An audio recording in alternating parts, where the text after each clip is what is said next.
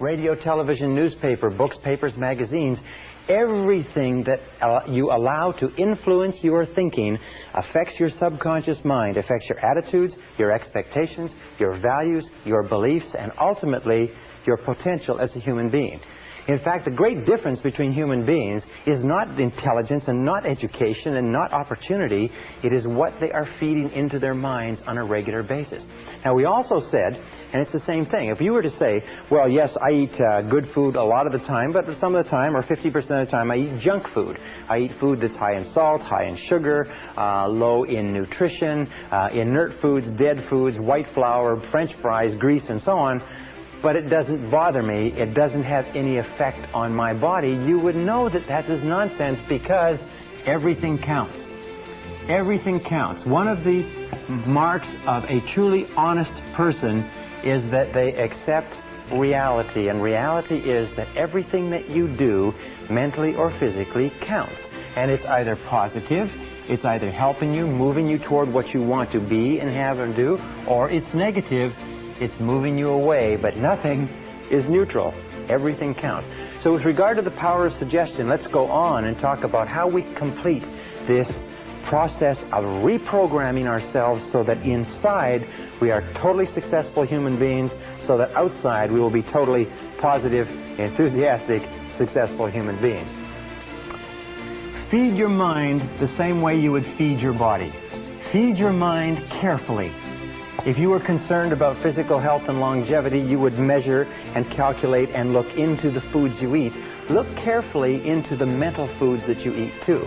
Because these mental foods, by a process that we call the law of accumulation. Now, the law of accumulation is both a mental law as well as a physical law, and what it says is that every single thing that you do, positive or negative, accumulates. That every single great achievement in life is the result of thousands of ordinary achievements. From time management to nuclear physics, 1 hour per day will make you an authority. 3 to 5 years will make you an expert, and 5 to 7 years will make you an international authority, make you one of the most knowledgeable people in that field in the world, in just 1 hour a day in any subject. And you can pick anything from medicine to molecular biology. So read an hour per day. Recent study shows that the average adult in North America reads less than 1 book a year. That 58% of adults in the United States and Canada never finish a non-fiction book after they leave high school. When they leave high school, you know what they say? Or they leave university, they say, thank heavens this is over, I'll never read another book as long as I live.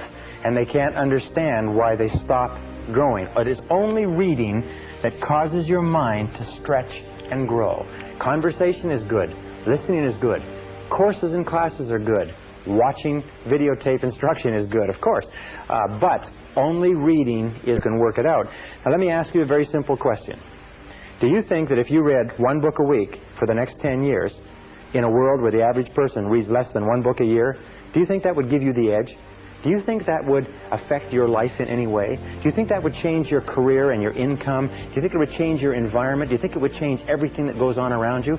You bet your bippy it would, because by the power of suggestion, by feeding your mind with new information, 500 books in 10 years will transform your life in such a way that you will never be able to recognize it. Right, the next thing with regard to feeding your mind is listen to tapes. The discovery of audio cassette learning has been considered the greatest single advance in education since the discovery of the printing press, or the invention of the printing press.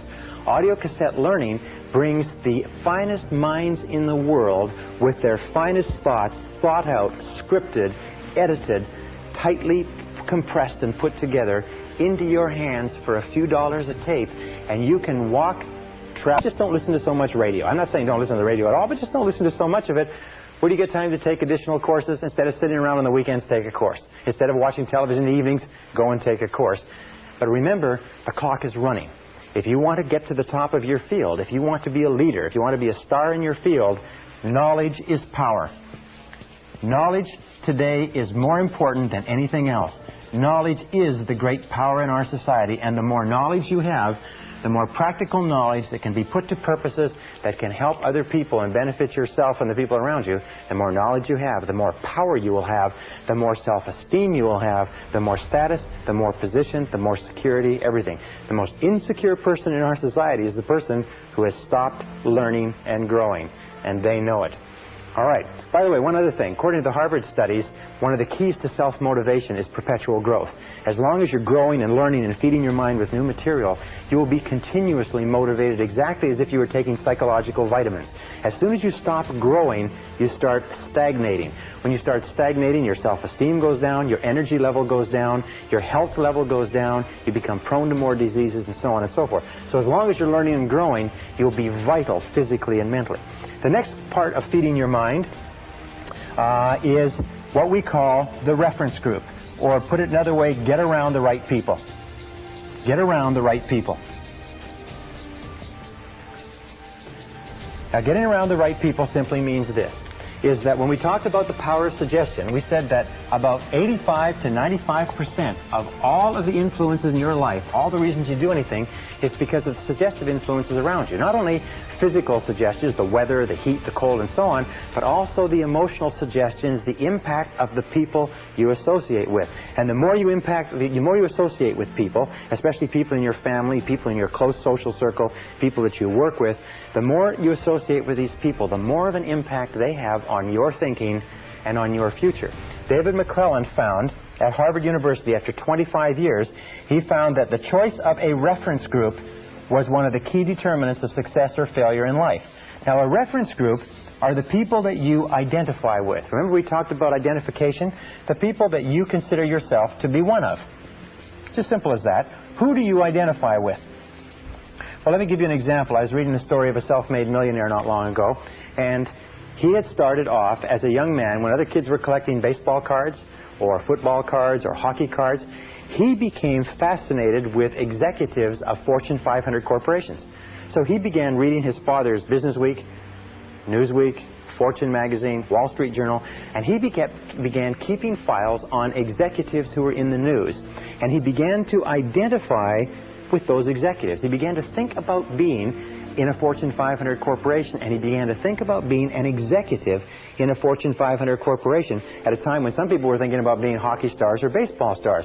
The interesting thing was that as he grew up, this directional mechanism, this role model, this reference group that he identified with began to affect what he read in school, what he studied, how much he applied himself, how hard he worked, what companies he went to work with, what company he went to work with when he came out of high school and university.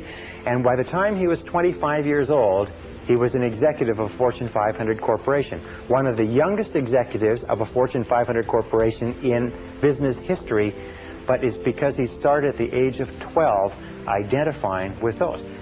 Question, who do you identify with? Now, whoever you identify with today, one of the things you have to ask yourself is, who would you like to be like? Who do you want to identify with? And then you start getting around the right people. The starting point of getting around the right people is to start to read the magazines that they read. If you want to be a successful person in business, read successful business magazines. If you want to be a top salesperson, read successful sales magazines, marketing magazines, books written by top salespeople. If you want to be a successful executive, if you want to be a successful marketer, if you want to be a successful parent, then begin getting around these people through their writings, through their tapes, and through their courses.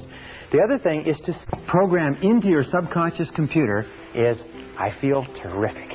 I feel terrific.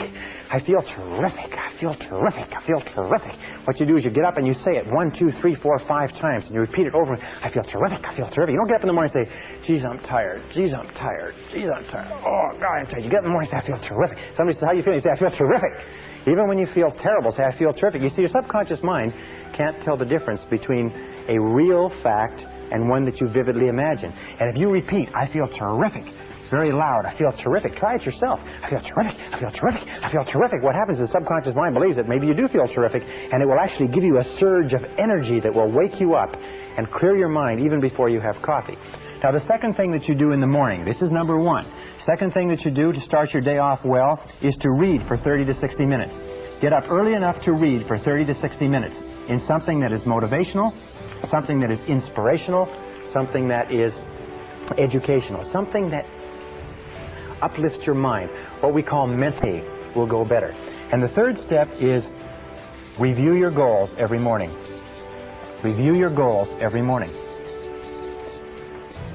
Every morning before you start out, review your goals. Just the same as if you were on a long motor trip, or if you were at sea, you'd look at the map. You'd shoot the stars and the moon. In other words, you'd take a look at where you are and you would plot your destination, and you would think about it, because when you review your goals, you program them into your subconscious mind. Well, programming them into your subconscious mind by repeating them every day and using that wonderful technique, that golden hour. I learned this many years ago, and I've been absolutely astonished. Those 3 points: wake up in the morning, say, I feel terrific. Read for 30 to 60 minutes and write and review your goals every single morning. And the most remarkable thing that happens is you start off every day supercharged. You start off every day feeling positive. You start off every day feeling energetic. So let's just review for a second, and I'm going to wrap up with 2 really critical points. We talked about the power of suggestion. Remember that everything counts. And everything that I talk about here, when I first began teaching, I hoped it worked. I thought it worked. I sort of believed it worked. But now I know it works. Having taught it, I've internalized it. Having internalized it, I have seen examples of every single bit of this. Back everything that you do with confident expectations. An attitude of confident expectations is the mark of the truly healthy personality. Remember we talked about the power of expectations? An attitude of confident expectations means that you confidently expect good things to happen. You have an attitude of positive self-expectancy. You become what W. Clement Stone calls an inverse paranoid. An inverse paranoid, as you know, a paranoid is a person who is convinced that the world is out to get him, that the whole world is conspiring to get him. An inverse paranoid is a person who is convinced that the world is conspiring to do him or her good. So become an inverse paranoid. Be absolutely convinced that the world has got a plot out there. It's plotting to do you good. It grows and grows and grows, and eventually it gets to the point where you absolutely believe that you earn $50,000 a year. And if somebody were to wake you up at 3 o'clock in the morning and give you a shake and say, how much do you earn? You say $50,000 a year, even though still at this point you've never earned more than $27,000 in your whole life. Now this is the way all our beliefs change. We start off with where we are now. We look at where we want to be in the future, and we begin to feed our mind with new mental food consistent with where we want to be. As we feed our mind with that new mental food, we start off with a lot of disbelief and skepticism. As a matter of fact, your skepticism and disbelief is the biggest obstacle to your success. But as we repeat it over and over again, as we continue to work on ourselves and to work on the situation, we begin to believe more and more that it's possible. We begin to impress the possibility of it deeper and deeper into the subconscious. Now, in propaganda, this is called the big lie. The big lie theory was the discovery that if you repeated anything over and over again often enough, that even the most intelligent person would come to believe it. With regard to your life and to my life, this is called the big truth. The big truth is that you can be, have, and do anything that you want if you want it badly enough and are willing to make the effort. That anything that you can hold in your mind on a continuing basis, you can be, have, or do. You will become what you think about. Your only job is to make a very, very clear decision about the person you want to be, the things that you want to have, the goals that you want to accomplish, and then make sure that you feed your mind continuously, day by day, week by week, hour by hour, with words, pictures, images, ideas, thoughts, and information consistent with your goals and your ideals. Keep your mind on what you want, keep it off of what you don't want, and everything is possible for you.